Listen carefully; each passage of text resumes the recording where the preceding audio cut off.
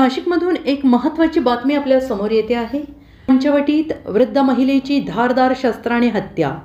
मागील आठवड्यातील घरात घुसून एका तरुणाची धारदार शस्त्राने हत्या केल्याची घटना ताजी असतानाच नाशिक शहरातील पंचवटीत एका 80 वर्षीय वृद्ध महिलेची घरात घुसून हत्या झाल्याची घटना आज 11 वाजण्याच्या सुमारास घडली आहे। कुसुम बोटे असं हत्या झालेल्या वृद्ध महिलेचं नाव आहे आणि आज सकाळी कुसुम बोटे यांच्या ओरडण्याचा आवाज आल्याने ही घटना निदर्शनास आल्याचं स्थानिकांनी सांगितले।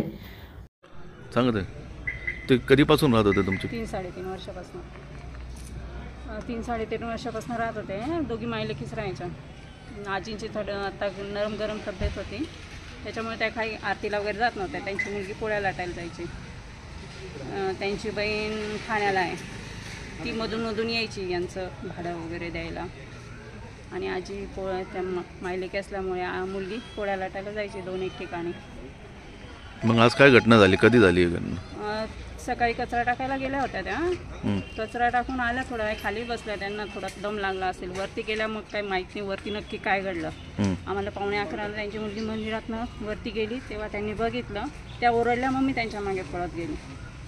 त्यांच्या मागे गेली तर ते रक्त दिसल्यावरून मी तशीच पोलीस स्टेशनला गेली। मग तुमचं नाव? रेखा शिंदे।